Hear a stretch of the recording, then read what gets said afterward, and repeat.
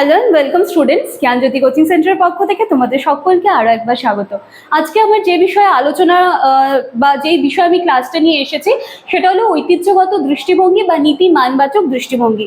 কালকে যারা আমার ক্লাস দেখেছিলে সেখানে কিন্তু আমি এই নীতি মানবাচক দৃষ্টিভঙ্গির কিছু বৈশিষ্ট্য আলোচনা করেছিলাম এবং বলেছিলাম যে সেটা পার্ট 1 এর ক্লাস এবং পরের দিনে তোমরা যে ক্লাস পাবে, মানে আজকে যে ক্লাসটা পাবে সেটা কিন্তু পার্ট 2 এর ক্লাস।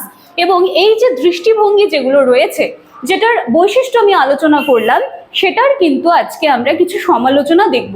খুবই কম রয়েছে কিন্তু মানে ভীষণ আর কি যুক্তিযুক্ত, ঠিক আছে? চলো, সবার প্রথমে রয়েছে কল্পনা প্রসূত। তার মানে এই যে নীতি মানবাচক যে দৃষ্টিভঙ্গি সেটা আলোচনা করতে গিয়ে আমরা কালকে দেখলাম যে সেখানে কিন্তু মানে যুক্তির জায়গাটা কিন্তু ততটা প্রাধান্য পায়নি। সেখানে ভালো মন্দ, ন্যায় অন্যায়, উচিত অনুচিত এই সমস্ত কিছুর উপর বেস করেই কিন্তু এই নীতি মানবাচক দৃষ্টিভঙ্গি কিন্তু দাঁড়িয়ে রয়েছে, ঠিক আছে? তো সেই সূত্রে এখানে বলা হয়েছে যে কল্পনা প্রসূত, মানে সেখানে কিন্তু লজিক্যালি কোনো কিছুর প্রাধান্য দেখতে পাওয়া যায়নি, ঠিক আছে? তো সেই বেসিসে কিন্তু বলা হয়েছে যে কল্পনা প্রসূত। এরপরে রয়েছে বি নাম্বারে কার্যকারিতা নিয়ে প্রশ্ন। কার্যকারিতা নিয়ে প্রশ্ন মানে দেখো, যেহেতু বলা হচ্ছে যে এখানে যুক্তিসম্মত বিষয়গুলোর খুব অভাব দেখতে পাচ্ছি আমরা, তো সেই ক্ষেত্রে এবং এটাও বলা হচ্ছে যে এটা নাকি কল্পনার উপর নির্ভর করেই বেসিক্যালি গড়ে উঠেছে এই দৃষ্টিভঙ্গিটা। তো মনে করো কোনো একটা বিষয় বা কোনো একটা জিনিস যখন লজিক্যালি সেটা কাজ করে না, সেখানে যখন আবেগ, কল্পনা, ঠিক আছে, নৈতিকতা এই সমস্ত জিনিসগুলো যখন প্রবেশ করে, তখন কিন্তু সেখানে দেখা যায় যে সেটার কার্যকারিতা নিয়ে কিন্তু নানান ধরনের প্রশ্ন ওঠে, ঠিক আছে? ইভেন আমাদের মধ্যে অনেকেই রয়েছে যারা মনে করো কোনো একটা বিষয় শুনলে কিন্তু সবার প্রথমে সেটাকে যুক্তিযুক্তভাবে যাচাই করার চেষ্টা করে। তো সেখানে দাঁড়িয়ে একটা এরকম দৃষ্টিভঙ্গি, নীতিমানবাচক দৃষ্টিভঙ্গি, সেখানে যদি আমরা দেখি যে সেটা পুরোপুরি কল্পনার উপর বেস করে তৈরি হচ্ছে, তবে কিন্তু অবশ্যই তার কার্যকারিতা নিয়ে কিন্তু একটা প্রশ্ন থেকেই যায়। এরপরে রয়েছে তত্ত্ব গঠনের বিষয়ে কিন্তু উদাসীন।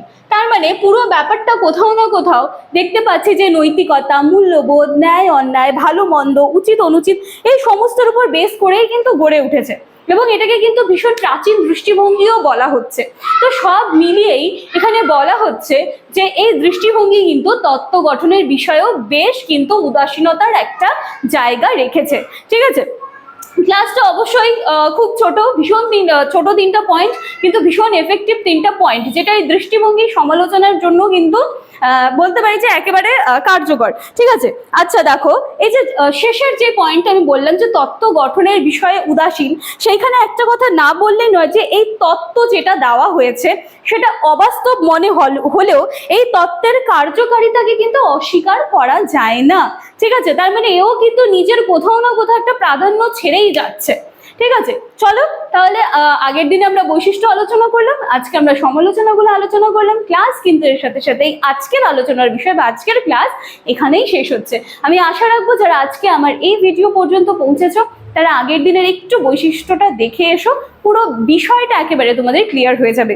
কথা না বাড়িয়ে আজকের ক্লাস আমি এখানেই শেষ করছি এবং শেষ করার আগে আমি একটু বলে নিতে চাই, তোমরা যারা আমাদের জ্ঞানজ্যোতি কোচিং সেন্টারের সাথে যুক্ত হতে চাইছো বা আমাদের জ্ঞানজ্যোতি কোচিং সেন্টারে আরো যারা স্যার ম্যামরা রয়েছেন তাদের কাছে পড়তে চাইছো, তার জন্য কিন্তু তোমাদেরকে কর্নারে দেওয়া 2টি নাম্বারের মধ্যে যে কোনো একটি নাম্বারে কিন্তু কল করে যোগাযোগ করে নিতে হবে। এই নাম্বার দুটি হলো আমাদের জ্ঞানজ্যোতি কোচিং সেন্টারের অফিসিয়াল হেল্পলাইন নাম্বার। আর দেরি না করে ঝটপট আমাদের সাথে যুক্ত হয়ে যাও। ইতিমধ্যেই আমাদের অনলাইন ক্লাসেস গুলো শুরু হয়ে যাবে এবং অ্যাডমিশন অনেকদিন আগেই কিন্তু শুরু হয়ে গিয়েছে। আর কথা না বাড়িয়ে আজকের ক্লাস এখানেই শেষ করছি। Thank you.